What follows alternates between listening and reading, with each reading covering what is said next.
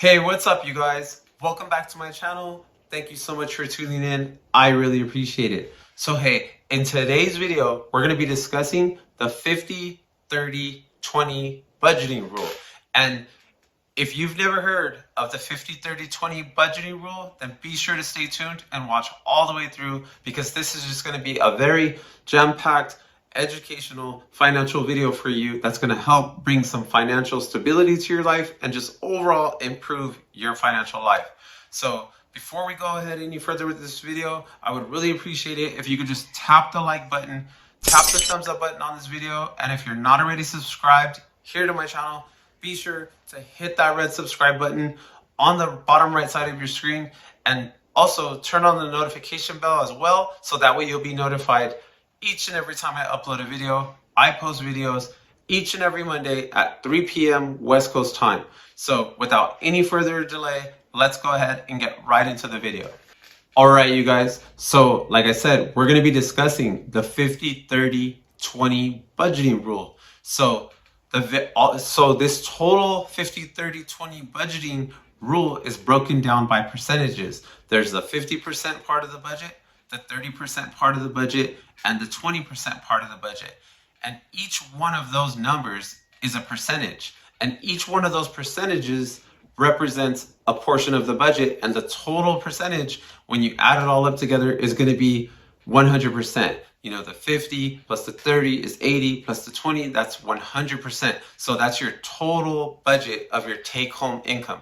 This budget it wouldn't make any sense to base a budget off of your, pre-tax income. So this is totally based off of your take-home income, because you can't spend or save money that you don't have, that you can't bring home with you. So this budget, this 50-30-20 budgeting rule, is all based on your after-tax income, your income that actually you have available to spend to you, the actual dollar amount that gets deposited into your account or that is on your check.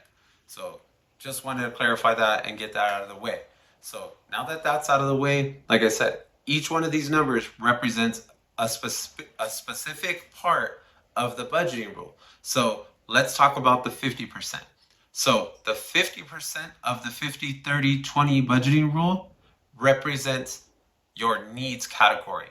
So this is like essential things, like things that you cannot do without. Like if you have, mortgage payment, well then obviously it's very important that you pay that mortgage and that your mortgage payment is paid. So that would be in this category. Things like your rent, things like buying groceries, things like paying all your utilities. All of these things are essential things that would fall within this 50%. So right off the bat, 50% of your budget is going to be going directly to your needs. And this is like need stuff. We're not getting into like any other part of the budget or any other category yet. This is just strictly your needs. So anything that you need to survive, month to month or paycheck to paycheck, then that definitely falls under this category. But it's got to be your needs. And so, right, like I said, right off the bat, 50%, you already know it's going to your needs, and anything outside of that is going to fall itself into another part of this budget. So 50% of your take-home income allocated directly to your needs. Needs is going to be different for each individual, and every individual household is different. So whatever it is a need for you, then that falls in this 50%, and make sure that it gets covered within that 50% of this 50-30-20 budgeting rule, if you're going to use this 50-30-20 budgeting rule for yourself and your family. Now, the next part we're going to talk about is the 30%.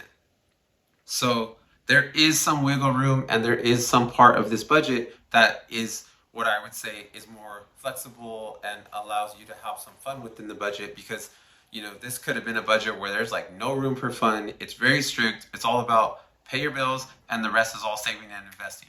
And that would be a very strict, very serious type budget where there's no room for fun. It's just all business, But that's not the case when it comes to this 50-30-20 budgeting rule. There is some room for you to enjoy yourself, for you to reward yourself, and for you to just overall have fun with some of your money. So that's this part of the video that we're talking about right here. this 30%. So in this 50-30-20 budgeting rule, the 30% part of the budget represents your wants.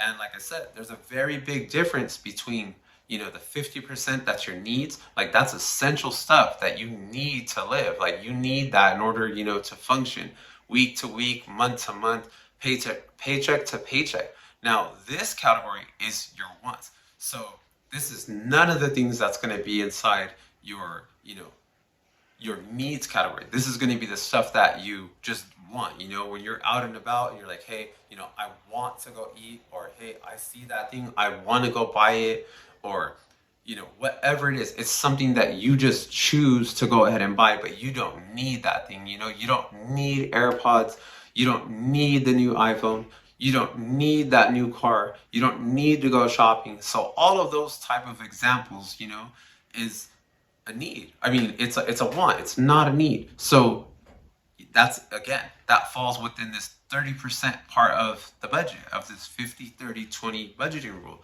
So you have this 30% to basically, act as like your discretionary income. Like, you could totally use this 30% to do whatever it is that you want to do, to use for yourself, to have and enjoy.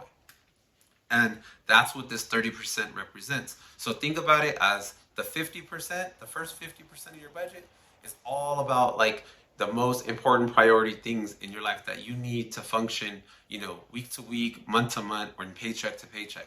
The next 30% is all about you. It's whatever it is that you want to go ahead and buy or choose to spend your money on for yourself to just enjoy. Those are your wants. Now we're going to move on to the last 20% part of this budget, of this 50-30-20 budgeting rule that we're talking about.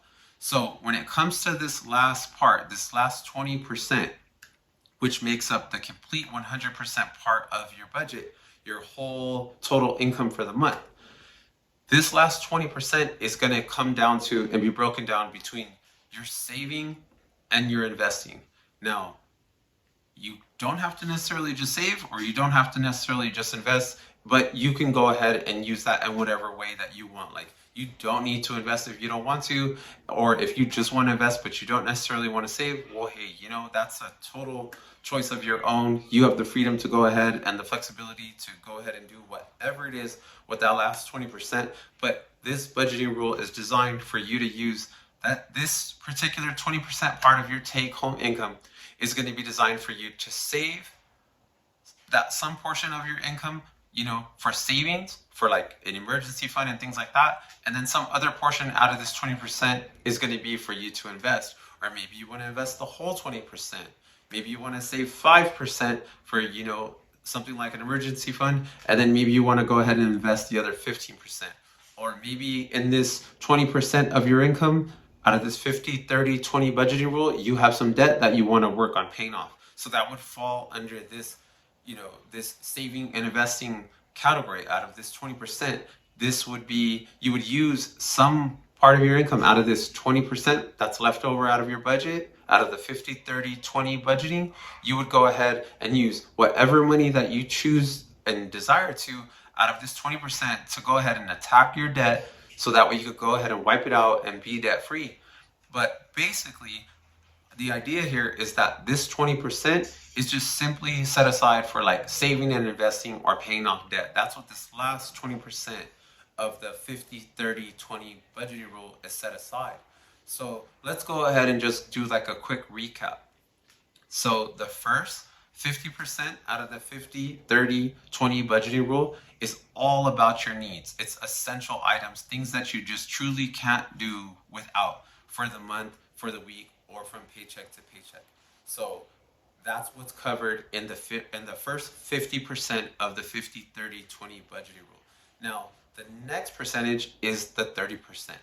The 30% is covering all of your personal wants, whatever it is that you desire for, or something that you choose that you want to buy or own. You have the complete freedom and flexibility within this 50-30-20 budgeting rule to go ahead and go out there and buy that item or that thing or that service, whatever it is, for yourself. And you're still staying true to your budget because you have 30%. As long as you are not spending more than 30% on these things that you're choosing to go out and get, then you're cool. You're still right on track. You're right within your budget. You got 50% for your most important things that you just truly can't do without. You got 30% for the things that you choose to go ahead and buy for your wants. And then we're going to move on lastly to the last 20% of the 50-30-20 budgeting rule. And like we talked about a little bit ago, the last 20% is basically your savings part and your investing part of your budget. So this last 20% is for you to save money and invest money. And sometimes you need to do both. You need to save the money so then you can invest it. Like for example, trying to invest in a real estate property. You need to save up some money so then you can have that money to invest in the real estate. So when it comes to the last part of this 50-30-20 budgeting rule, the last 20% represents your savings and your investment, part of your 50-30-20 budgeting rule. I hope that you guys find this video helpful in some way, no matter how small it is. I hope that it helped you out, and I hope you now just have a better idea of the 50-30-20 budgeting rule. And if this helped you guys out in any way whatsoever, please give this video a thumbs up, tap the like button on this video, drop me some comments down in the comment section below. Let me know what you thought about the 50-30-20 budgeting rule, and let me know if you plan on using the 50-30-20 budgeting rule for yourself, or if you already use the 50-30-20 budgeting rule, let me know how it works for you and your family. Thank you guys so much for watching. I really appreciate it. If you're not already subscribed here to the channel, be sure to hit that red subscribe button and also turn on the notification bell as well. And if you have not already hit the like button for me on this video, I would really appreciate it if you would just tap that like button for me. And I post videos here each and every Monday at 3 p.m. West Coast time. I will catch you guys in the next video.